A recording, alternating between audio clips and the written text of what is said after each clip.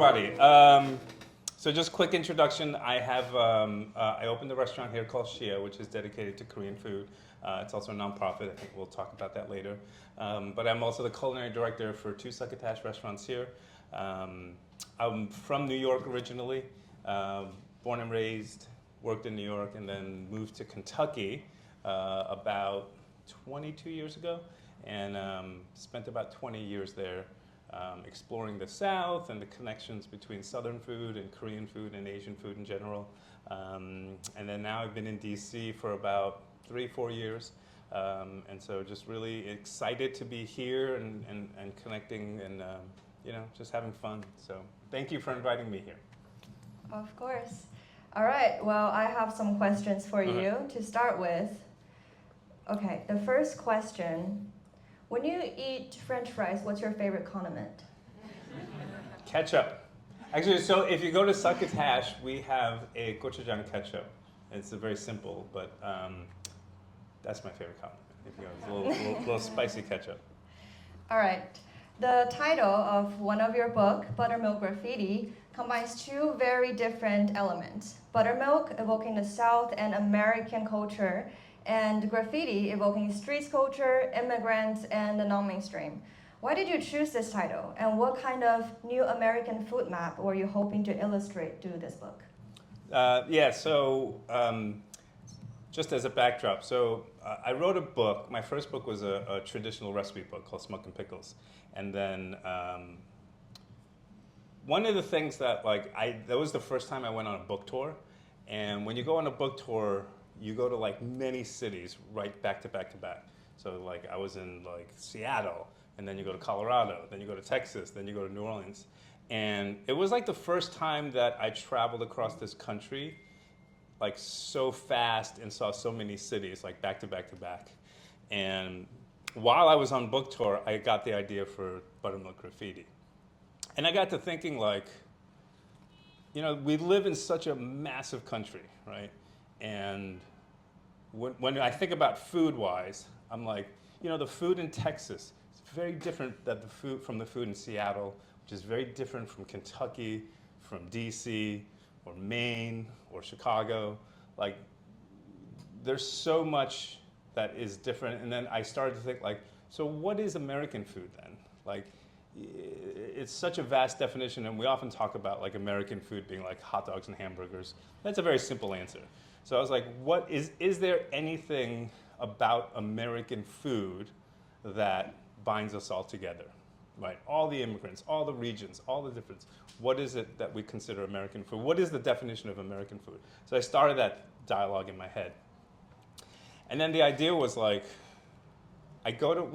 I go to a city, I try and go to a trendy new restaurant just to check out what's new and happening. But I also try and go to at least one meal that's really like a mom and pop, really hole in the wall place where you can get, to me, mostly immigrant food, really sort of authentic, really just sort of humble food. And then I started to think what's the difference between high-end food and simple food?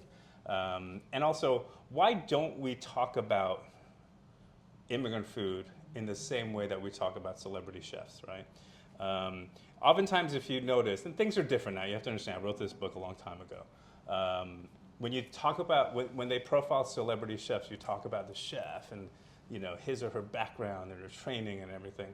And then when you talk about your favorite pho, your favorite taco, your favorite Thai food, they never talk about the chef.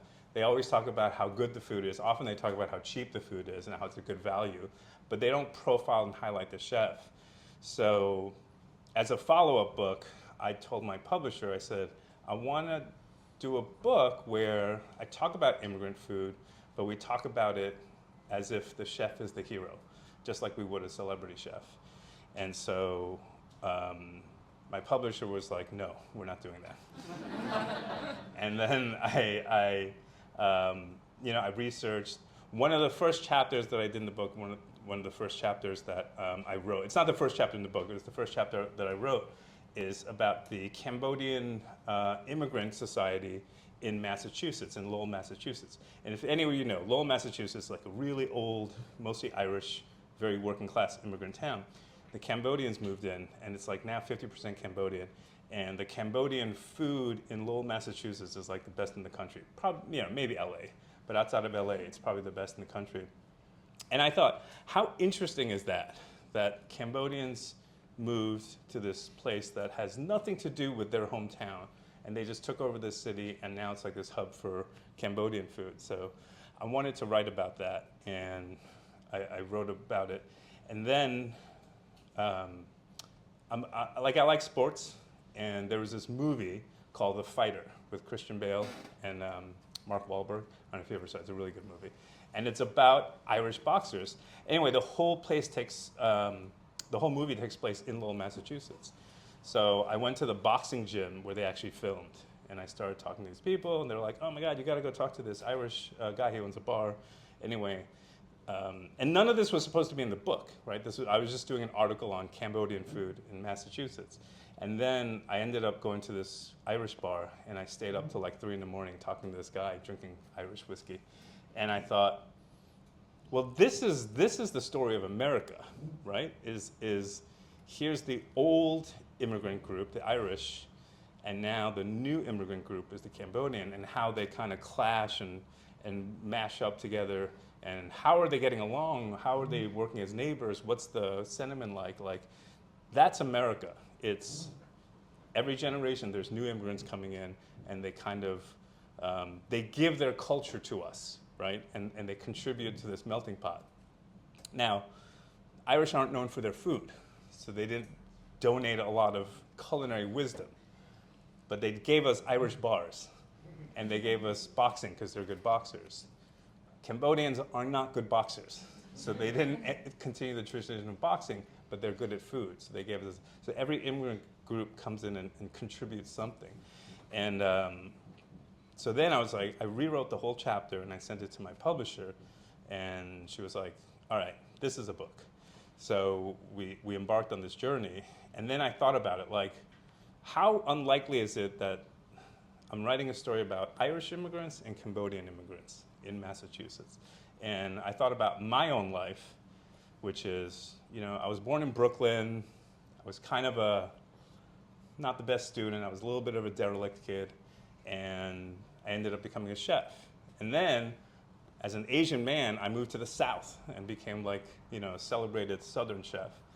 And I thought, I'm not really a Southern chef, but I also left New York, and I'm not like I left New York when I was younger, so like that's also not the whole story of me.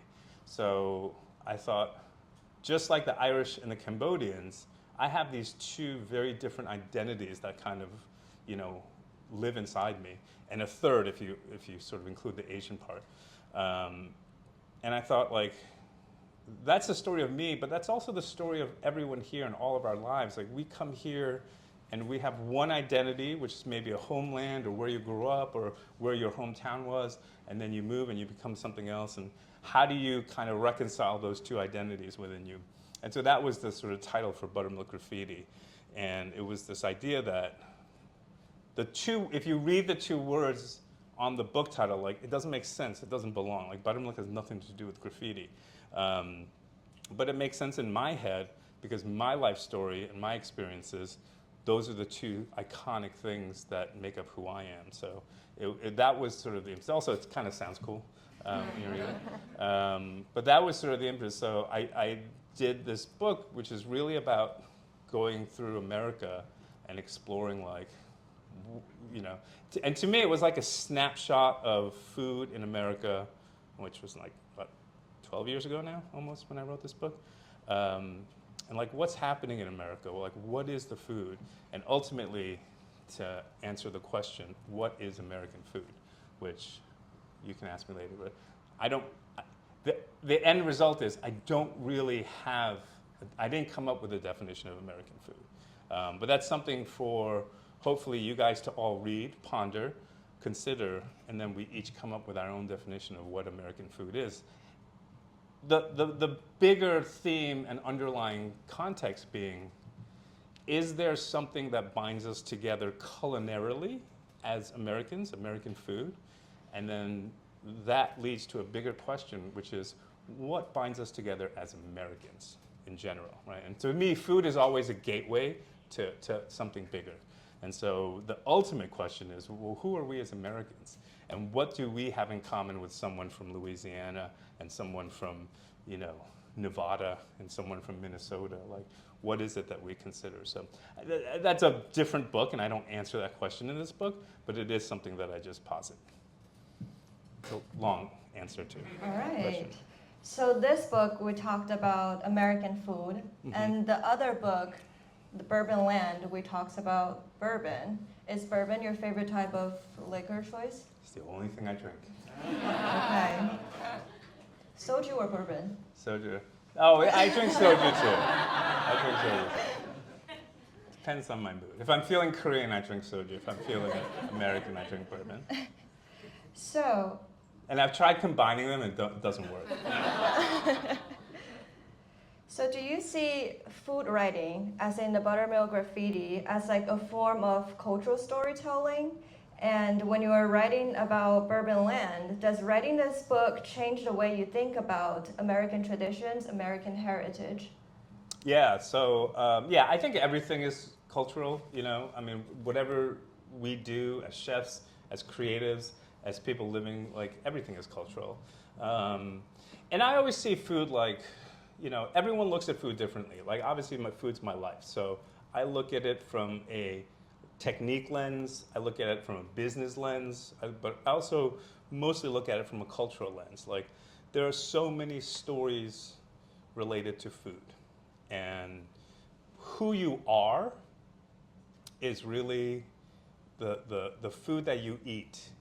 The food that's in your head is really the story of who you are, right? So in this book, it's like the book is like part travel story, right? Travel, part recipe book, but it's also part memoir. So I kind of throw some of my own history in there. And when you think about it, like you look at a dish, right? So let's say I say like pudejjigae, right? Which is like this dish that I talk about. And it's a very humble noodle dish in Korean. Yeah, I like the dish. It's fun, and it's fun to make, and it's delicious. But it means more to me because that was my dad's favorite food, right? So now all of a sudden, like, that dish has a meaning and a context and a story. And every time I see the dish, I think about my dad. I think about the history, and it brings up all these memories, some good, some bad.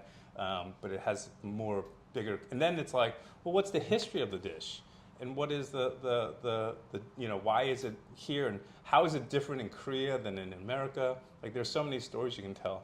And I kind of always, when I was finishing the book and telling people about it, I would always say, like, if I said to you off the top of your head, what's your 5 favorite dishes, right? And you came up with that. Maybe it's because it's like your favorite thing to eat, because it's like a hot dog or something. Or maybe something that pops into your head is something that you used to cook with your grandmother. Or maybe it's a dish that you used to eat with your, cousin or someone.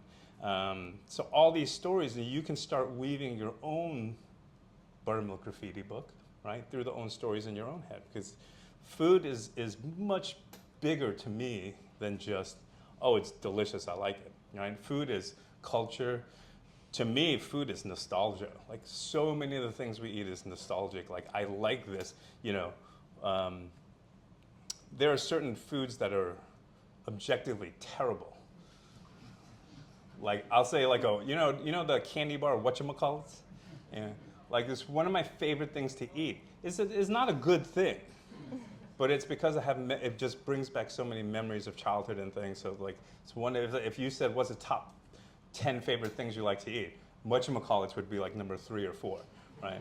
It doesn't mean that it's culinary excellent. It's just there's a history and a connection there. And so you start to, when you think about, like, go home tonight, think about your favorite foods, but then think about, why is it your favorite food?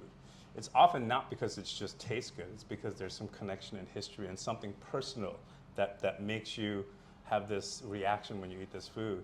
So yeah, I think it's weird. I kind of have 2 brains. Like, when I'm in my restaurant and I'm in my kitchen, I'm really thinking about technique and flavors and, pleasing the audience. And then when I'm writing or doing TV or other things, I'm really thinking about the larger context of food and how it affects our life. Like, you think about like what is going on in America right now, whether it's food TV or food magazines or media. So like, I don't know, because I'm a chef, my social media is all full of food stuff, but I'm sure yours is too. Like, food is so big in America right now. It's not just because we like to eat. Like, there are bigger implications, and I think, like, in an age and a time where the world is so divided, right? And everything, like anything you bring up, it's like, well, I'm on the left, I'm on the right, and we disagree. Food is one of the few things that we can all, depending on where your background is, there's like, I don't care what your political belief, what your religious belief, where you are, we all agree that fried chicken is the best. And if we can agree with that, maybe there's hope, right? Like that. And again, I'm not naive in saying food's gonna solve every global problem, but it's a start. And it's something where I think food is this place where we can meet at the table and just agree that we like food. And so it is one of these subjects, and I think this is the reason why it's so popular, that it's not neutral, but it is a place that we all agree sometimes that we can put all the divided stuff aside and just talk about food. All right. Whoops. Speaking of food, you opened a restaurant, SHIA, last year in Union Market. And SHIA's name means seed in Korean, and you said it's more than a restaurant from all the articles that I've read about your restaurant. It's a nonprofit, a research lab, and a testing ground for sustainability in fine dining. So what inspired you to build SHIA around this mission? And how do you see it pushing the industry forward? So one of the things at SHIA, it's a small fine dining restaurant, but we're doing research and publishing data on how restaurants can be more sustainable. So the first thing that we tackled was plastic. So we're a zero plastic restaurant. When I say plastic, I mean disposable, single-use, and limited-use plastic. Like, I can't get rid of the plastic inside the gaskets of my fridge. So when we think about that, I will say, I'm over 50. I've had a long career in this business. They're gonna put me out to pasture soon. So, before they kick me out, I had this dream to do something to benefit the industry. I said, listen, at some point I'm gonna retire. I would love to leave this industry in a better place than when I found it. And that's kind of my goal in thinking, now that I see the finish line, I'm kind of looking at that. And this was something that I just truly believe in, and it's something that I'm passionate about, and I wanted to figure out ways that we can do it. Restaurants, all restaurateurs are busy, we're overworked, we're underpaid, we're exhausted, and at the end of the week, a lot of us don't have the time to sit there and think about how to be sustainable, think about how to do this. So we started SHIA as a nonprofit so that we could do the research, we could do the heavy lifting, we can do sort of all the data collection and all this stuff, and make mistakes and do trial and errors and publish papers so that we can at least get some of that out of the way and offer a little bit of a blueprint or a guidebook on how to establish these things. So that's kind of the goal for it. It's a 5-year restaurant, so there is a limited, there is an expiration date to this restaurant, so if you haven't made your reservations yet, you should, because 5 years goes by fast. And really, we just want to show that, remember, I don't know if you guys remember, there was like a couple of years ago, there was a video of a turtle with a straw in its nose, and then it went viral, so everyone started banning plastic straws from bars and restaurants, which is a good thing. But what annoyed me was that we all sat around and patted ourselves on the back and said, look, we got rid of plastic straws, I'm saving the environment. And I just remember when that was happening, I was like, have you looked inside a kitchen lately? Like, it is all plastic. And so I kind of had this, it was kind of the seed of the idea. I was like, all right, if we're gonna pat ourselves on the back, if we're gonna do that, like, can restaurants, instead of being part of the problem, can restaurants be part of the solution? And can we do things to, we're not gonna, I'm not naive, we're not gonna eliminate all plastic, but can we do things to reduce the amount of plastics and how much we rely on plastic? As I said before, I've been cooking in this industry for almost 35 years. And the plastic that is in my restaurant today, and outside of SHIA, is way more than the plastic that was in my restaurants or when I was working at restaurants when I was 21. It's just the reliance on, and I get it, it's convenient, it's cheap, it's easy to replace, but it's so easy. And that we have relied more and more on plastics to the point where like everything outside your pots and pans, everything's plastic. And I'm like, yeah, I don't know, what are we doing to this environment? Like, I get it. Can I make food, can I prove that I can make food, good food, delicious food, beautiful looking food, and not rely on squeeze bottles and cling wrap and cryovac bags and all that? You know, it changes how we look at it, it changes how we plate, obviously, it changes our techniques, it changes our costs, because it's definitely more expensive, but is it possible to do? And a bigger context to that, when we started this thing, was just about doing plastics. What I didn't realize, and what we see now happening, is that it changes your psychology. It changes how you think about things. You know, we live in such a disposable culture, right? Whether it's everything, like our celebrities, our movies. Like we like something and then we dislike it and then we throw it away and we just get something new. It's like our cars are disposable. Our clothing is disposable. Like we don't buy things for durability anymore. We just buy it and knowing that it's cheap enough that we can just buy a new one 2 years from now.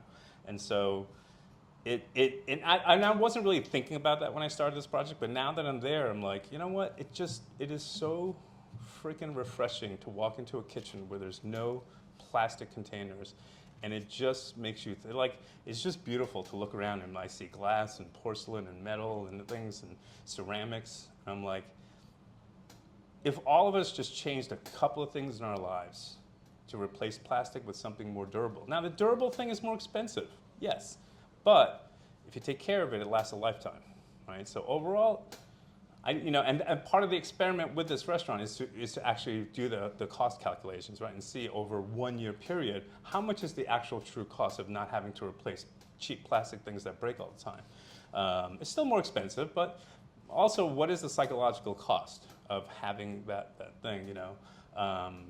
In my kitchens, it's like we have plastic containers and we always just like throw them into the dish pit, right? It's like it doesn't matter if things don't break. So there's just this like carelessness that we have because we just throw shit around and now it's like everything's glass or metal and so like we don't throw anything and like you have to be like we have glass containers that we keep our spices in. If it slips out of your hand and breaks, not only are you cleaning the spice, you're cleaning the whole broken glass, and it's happened. And now all of a sudden it's like, wow, that 10-minute cleanup became a 30-minute cleanup. And guess what? It makes you think twice about ever dropping that glass container again. So it makes you, like all my cooks now, like we're just more present. We're just more there. Our minds are more focused. And it's like, I don't know, I think that's a gift. It's amazing. And while I'm there, it just feels, the other thing that happens too is you become a psycho. And now I walk around the world and I see plastic everywhere and I'm like, oh my God, you should get your plastic out there. I'm trying not to become one of those uptight, righteous people. But it just makes you, it makes you see how everything is plastic. And so again, I'm not naive. We're not going to eliminate all plastics from the world. But, if by doing this initiative and helping and inspiring other restaurants, if we can inspire 1,000 restaurants to reduce their plastic by 10%, that's a landfill. I mean so that's the goal. It's not to sit here and go, look at how cool I am. You should do that. It's to say, this is what we did. Do what you can. If it's only 10%, it's fine. If it's 50%, that's amazing. But it's possible. It's hard and it's costly, but it's possible. So, across your books and the show that I haven't touched, I believe a lot of you might ask questions about the show, so I'm just saving it all for you guys. And your restaurant. You've explored American food through many lenses, and also she is Korean, right? Mm-hmm. And so when we talk about these identities, migrations, heritage, and now sustainability, what connects these projects for you personally? And what do you hope that audiences and diners takes away from your work? I don't know. That's not for me to answer. I don't know why I do all these things. I'm probably ADD. I haven't diagnosed myself. And I know that I get bored very easy, so I'm constantly just looking for new projects always. I always like to challenge myself. I don't know if there's a thread that runs in between all of them. I think there is something that, as a Korean American, that I've always struggled with and I've always wanted to talk about is there is an identity struggle that happens in this country. And even when I'm cooking Southern food, I always sneak in a few Korean ingredients, you know? So I'm always like, there's always something about my Korean heritage, like kind of weaved in through all of this. And, you know, it's a journey. I don't know, it's a personal journey for me. So when I was younger, I didn't want to cook Korean food, right? Because it wasn't trendy and it was embarrassing. And then as I got older and other chefs, you know, Danny Lee sitting in the audience right here, he was an early pioneer of Korean food in this country. And you see other chefs doing stuff like that, you get inspired. You're like, all right, let's explore more. Let's see where we can go down this road. And so that's something that, you know, I've always thought about. I'm exploring more now than ever. And it's a cool place to be. You know, I do think when we talk about American food, you know, the ultimate answer I have is like American food is immigrant food, right? American food is stuff that comes from all over the world and ends up here. But it changes, right, when we get here. Pizza, we think of pizza as American food. We think of tacos as American. We think of hummus as American food, right? It's not. And the way we eat hummus is different than the way people eat it, you know, in the Middle East. And, you know, I have Italian friends, right, who come here and you're like, Dad, this is atrocious. This is not how we eat Italian food. But what happens is what is unique about Americans and what I think is brilliant about Americans is that we come here, we take food and cultures from all over the globe, and then we change it.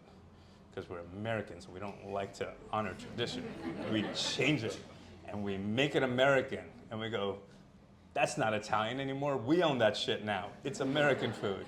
And when it's done well, it's the best food in the world, right? And if it's done poorly, it can be bad.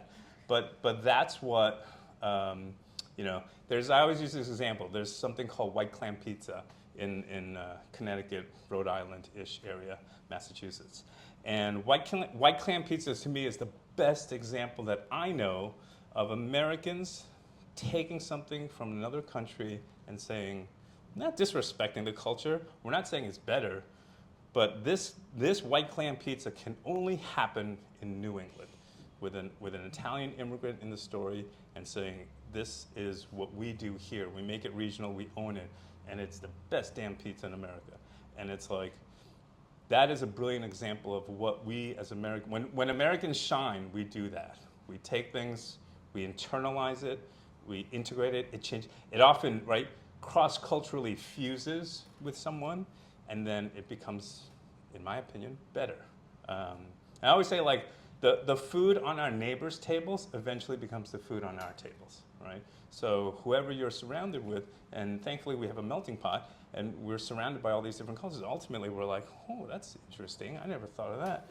But I'm Korean, and maybe I'll throw some kimchi in that and make it, you know, and then and that's what, like, we live in this big melting pot, or this, you know.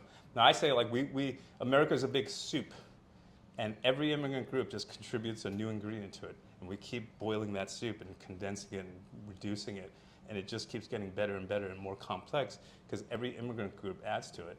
And I think that's ultimately, you know, the idea. It's like, you know, pizza is a household name now. You know, pizza's been in this country for a long time. You know, I envision maybe 100 years from now, maybe Bimbab is like just an everyday average American household food, right? It's not Korean anymore. It's just American, right? I don't eat hummus and I get transported into the Middle East. You know, I'm like, I got a celery stick and a carrot, and I got 10 minutes. I'm eating hummus, and it's good. And so we think of it in that ways, and I think that's, for good or bad, that's what American food is to me, is we just transformed everything into this.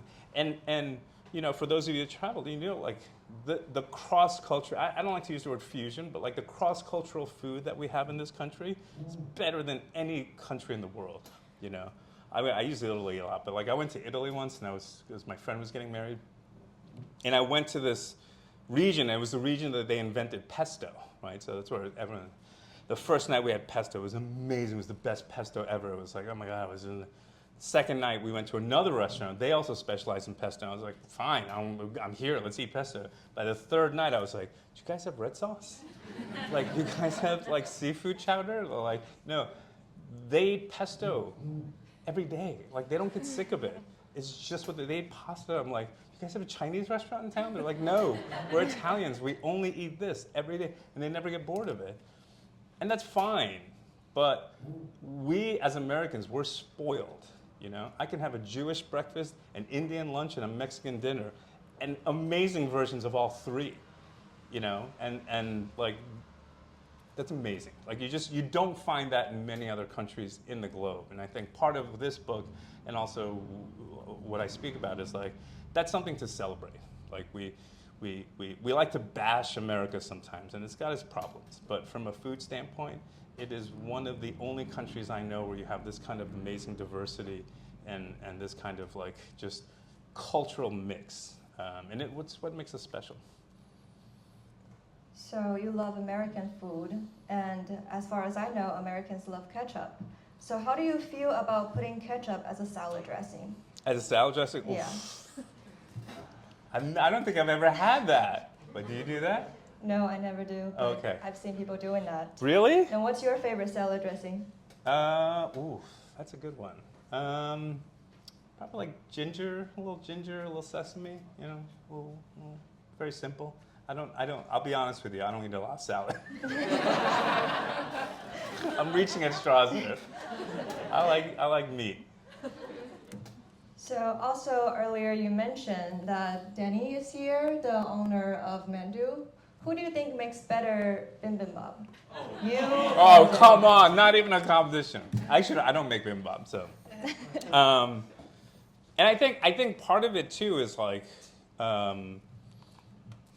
it's funny, like I lived in 20 years in the South, and I always told people like, because they were like, oh, Southern chef, Edward Lee. I'm like, I don't make traditional Southern food.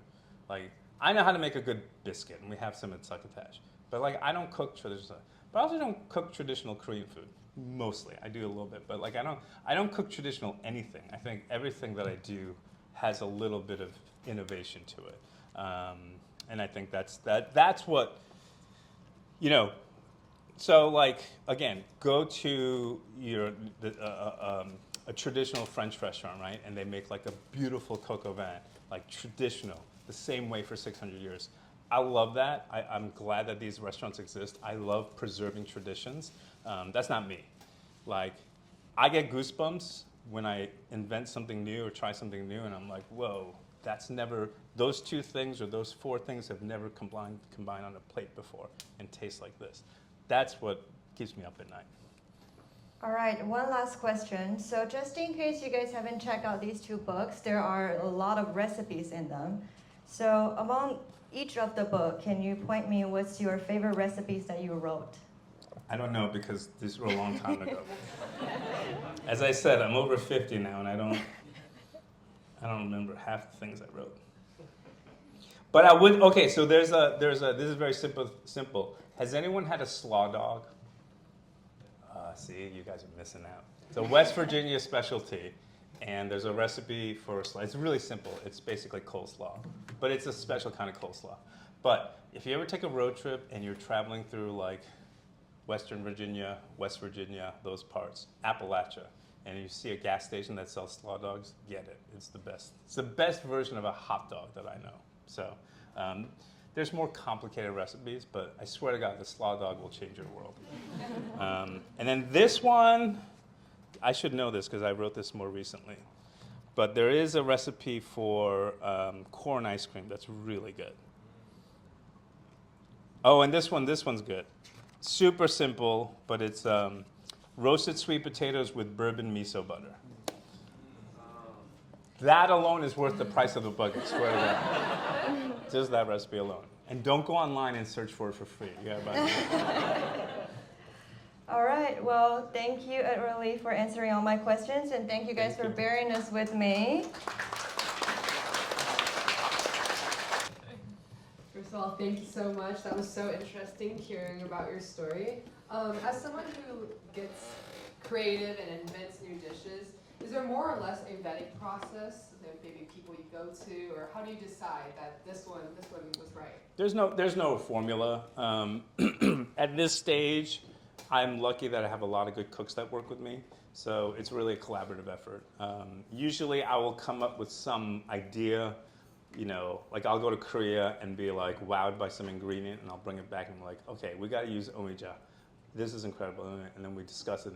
And then we just make stuff. And I think the best, you know, as I get older, the best quality that we can utilize in the kitchen is editing. So what we do is like we just come up with all the stuff and we just run and we trade ideas and we make stuff. And honestly, half of them are terrible. It's funny because people always go like, oh man, like everything's so good on the menu, you're so smart. I'm like, you didn't taste all the bad things we made that we threw away.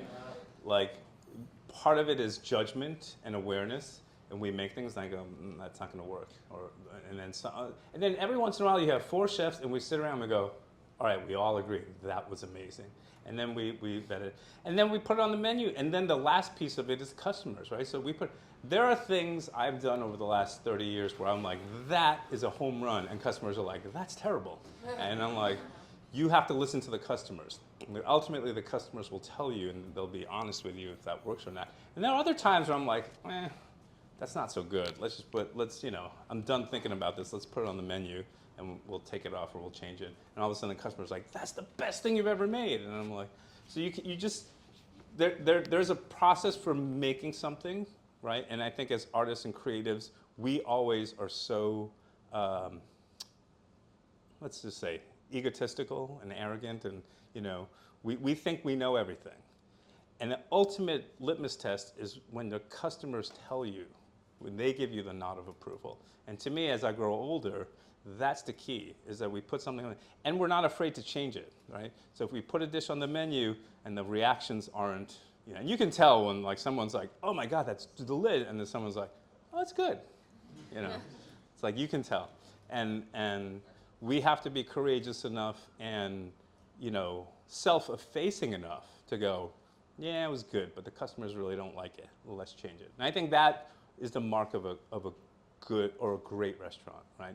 Is when you can put your ego aside, listen to the customers, and they tell you something sucks, you have to change it. And so I rely on that a lot more and more as I get older.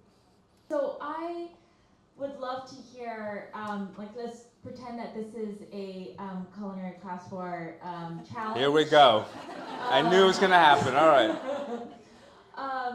How would you compare food, a dish, or anything, but food related, and parenting?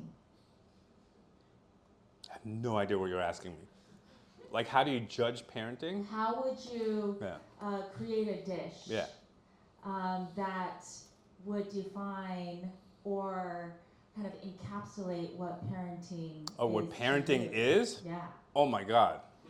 It's 14 leftovers just mashed up on a plate. And me crying, going, eat the goddamn food already. That's parenting. I am blessed to have one of the pickiest eaters as my daughter, and she hates most of the things I make. So it's a constant struggle and an ego check to me all the time, because she's like, I don't know why you're a famous chef, because you suck. So I hear that at least once a week in my house. So I don't know, but I will think on that question. But yeah, I think, you know, parenting is the greatest job in the world. It's the hardest job in the world. But it's also just what works for your kid is not going to work for every kid, you know? So it's like, it is an individual thing. And I have, at the end of it, the short answer is I have no advice for you as a parent, because I don't know if I'm doing that great a job myself. But yeah. But anyway, thank you for the question. That's a hard question. I don't know. Hi, Chef. As a native Kentuckian. There we go. Yes. Where from? Louisville. Yeah, nice. Yes, I want to firstly thank you for all that you have done for the community in Louisville. Thank you. And my question would be, what is your favorite bourbon? And if you consider Ireland as having bourbon, what would be your favorite Irish bourbon as well? I don't drink Irish whiskey. I drink the good stuff. The good stuff comes from Kentucky. I'll tell you this, I don't really have a favorite bourbon. I'm always trying new bourbons, and so, like, I put it this way, I don't really have a go-to bourbon, because like every time, because I love bourbon so much, every time I go to a bar, if there's a new bourbon, I'm like, oh, I want to try that, I want to try that. So I rarely like drink the same thing all the time. Having said that, also, because I live in Kentucky, I have relationships with a lot of different bourbon companies, so there's a little politics involved. I can't be like, I make money off some companies, let's put it that way. And they would be very unhappy if I didn't name their bourbon as the best, even though it's not. But I will say, I'll throw a few names. And here I'm going to say this, like, I love Pappy Van Winkle. It's not the best bourbon. And it's not, so bourbon is also related to price, right? I don't know if there's any billionaires in the room, but if price is no object, then yeah, you can drink Pappy every day. But if price is an object, then you got to look for value, you know? So I like Henry McKenna. It's a great mid-level. I like Michter's. Jefferson's is an amazing bourbon. There's a couple others I don't want to tell you, because then you guys are all going to buy it and drive the price up. But I would say, here's what I would say, and this is a longer discussion, you read the book.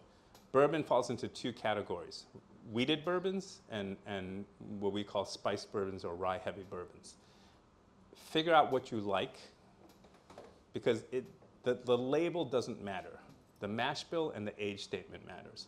So, for example, if you go, ooh, I really like this bourbon. This is a 5-year rye-heavy bourbon. Memorize that. And the next time you go to a liquor store, ask them, go, do you have a 5-year bourbon that's heavy on rye? Don't matter the label. And you can find sometimes a cheaper version of that other one that's really expensive, right? Let's say you like, you know, let's say you like Pappy. Well, if you like Pappy, then you like a wheated bourbon at a certain proof and a certain age statement. There are other bourbons you can find. It's not going to be as good as Pappy. It's going to be 70% there at maybe a tenth of the cost. So do a little research, and you can find some deals out there. Thank you, guys. I really appreciate it. Thank you. These are probably some of the more intriguing questions I've ever been asked most of the time people just ask me what my favorite noodle dish is. So thank you. I really appreciate this. Thank you for coming out tonight. Thank you for hosting me. It's a great bookstore. And hope to see you down the road at SHIA sometime.